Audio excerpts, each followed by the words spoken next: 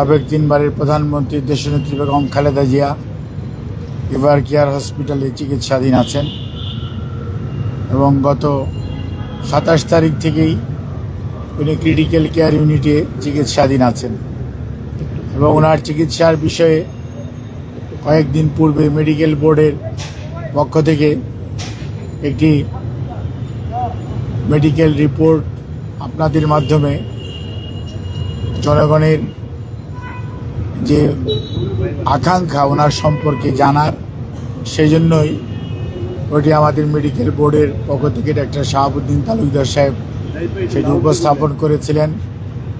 কাজেই সেই মেডিকেল বোর্ডে মোটামুটি এথিক্যালি যেটুকু একজন রুগীর চিকিৎসার ব্যাপারে ডিসক্লোজ করা যায় সে অনুযায়ী ওনারা কথা বলেছেন এবং আজকেও আমি আপনাদের মাধ্যমে দেশবাসীকে অবহিত করতে চাই এবং দেশের মানুষের কাছে মহান রব্বুল আলামিনের কাছে দোয়া করার জন্য আহ্বান জানাতে চাই, যাতে দেশনেত্রী বেগম খালেদা জিয়া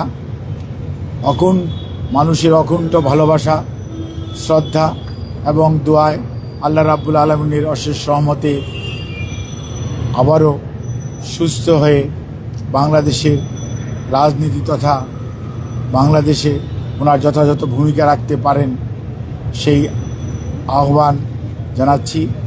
অন্যদিকে আপনাদের জানার আগ্রহ আছে নিশ্চয়ই যে এই মুহূর্তে ওনার শারীরিক অবস্থা কেমন। এই মুহূর্তেও দেশনেত্রী বেগম খালেদা জিয়ার শারীরিক অবস্থা পূর্বে যে অবস্থায় ছিল, অর্থাৎ যেভাবে আমি কয়েকদিন আগেও আপনাদেরকে বলেছিলাম যে ওনার চিকিৎসা মেডিকেল বোর্ড, ওনার মেডিকেল বোর্ড একটি যে সারা বাংলাদেশের কয়েকজন ডাক্তার, ঠিক তা না, আমি আগেও তাদের নাম বলেছি, আজকেও হয়তো পরে বলে দিব। এখানে বাংলাদেশ, ইউকে এবং ইউনাইটেড স্টেটস অফ আমেরিকার অ্যাজ ওয়েল এজ অস্ট্রেলিয়ার চিকিৎসকদের সমন্বয়ে গঠিত একটি মেডিকেল বোর্ড। সেই বোর্ড প্রতিদিন সকালবেলা ওনার স্বাস্থ্য পরীক্ষা করেন এবং ওনারা এখানে আলোচনা করেন, কিন্তু যেহেতু টাইম ডিফারেন্স আছে সেই জন্যই প্রতিদিন আবার সন্ধ্যার পরে বিদেশিদের সাথেও আমাদের যৌথ এমডিটি মানে মেডিকেল মাল্টিডিসিপ্লিনারি যে মেডিকেল টিম সেটার মিটিং হয় এবং তারই পরিপ্রেক্ষিতে ওনার চিকিৎসা এখানে পরিচালিত হচ্ছে এবং উনি আলহামদুলিল্লাহ এখন পর্যন্ত চিকিৎসকদের পরামর্শ মোতাবেক যে চিকিৎসা ওনাকে দেওয়া হচ্ছে সেই চিকিৎসা উনি ঠিকমতো গ্রহণ করতে পারছেন এবং ওনার শারীরিক অবস্থা গত কয়েকদিন পূর্বেও যে অবস্থায় ছিল আলহামদুলিল্লাহ উনি সেটি মেনটেন করে যাচ্ছেন। সেজন্যই চিকিৎসক সহ ওনার সাথে সম্পৃক্ত সবাই, আমরা যারা এই হসপিটালের চিকিৎসকরা সহ সবাই অত্যন্ত আশাবাদী যে ইনশাআল্লাহ দেশনেত্রী বেগম খালেদা জিয়া ধীরে ধীরে সুস্থ হয়ে যাবেন। তারপরেও মনে রাখতে হবে ওনার যে অসুস্থতা এবং ওনার যে বয়সের চেয়ে বেশি ওনার যে অসুস্থতা এবং ওনাকে পরিকল্পিতভাবে যেরকম অসুস্থ অবস্থার মধ্যে বিগত সময়ে ছেড়ে দেওয়া হয়েছে, চিকিৎসা যথাযথভাবে দেওয়া যায়নি অথবা দিতে দেওয়া হয়নি, সেই কারণেই ওনার শারীরিক জটিলতা মারাত্মক রকম বেড়ে গিয়েছিল। সেই জন্যই এবার উনি বেশ কঠিন সময় পার করছেন।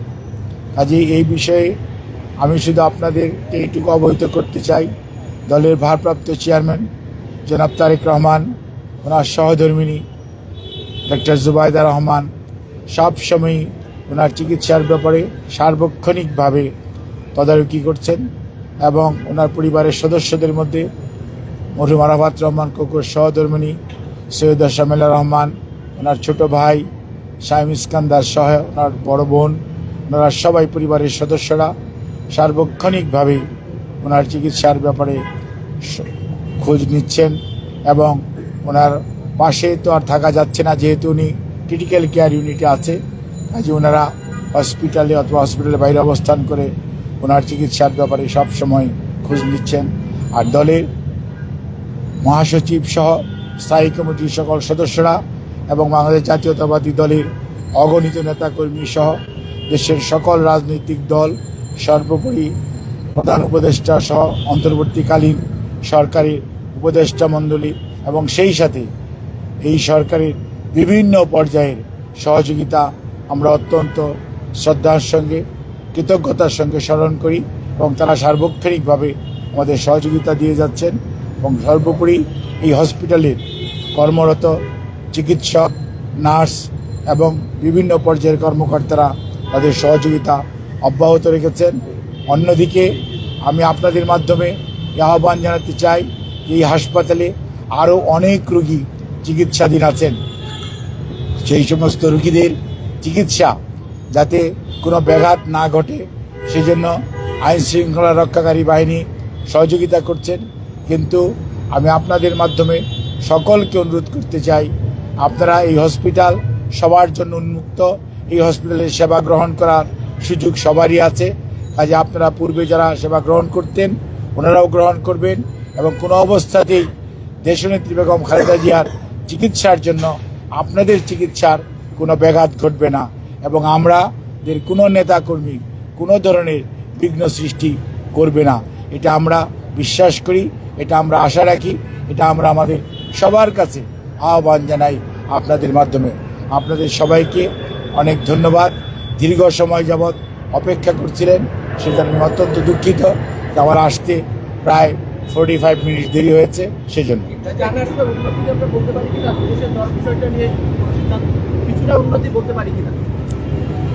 ওনার অবস্থা স্থিতিশীল আছে এটা বলতে পারে, ধন্যবাদ।